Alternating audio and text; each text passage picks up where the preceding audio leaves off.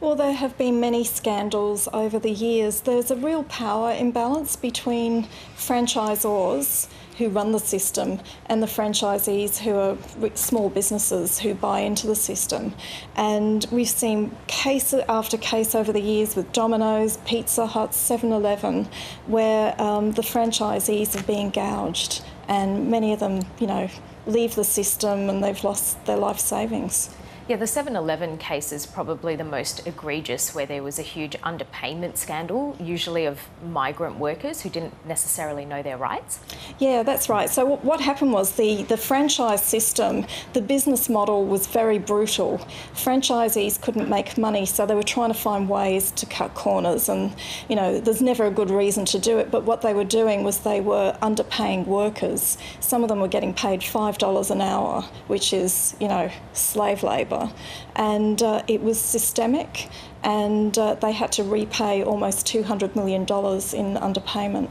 The ACCC is proposing a licensing model and a code of conduct. What would that mean when a franchise is found to be doing the wrong thing, say in like the 7-Eleven case? Yeah, so what they're saying that the current system, which is the franchising code, isn't fit for purpose, and there is a review by Treasury into whether the franchising code is the best way to regulate the franchise industry. And what the ACCC is saying, which is the regulator, there should be a licensing system so that if a franchisor is not doing the right thing, they can suspend them immediately or amend their conditions. Right now, it's very slow and very sluggish.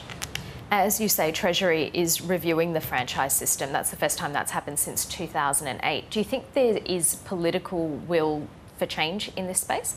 This is the question. Who would know? Many in the industry, I've written this column this morning, and I've already had so many franchisees saying, I wish I'd read this 18 months ago when I bought a franchise. Let's hope there's change.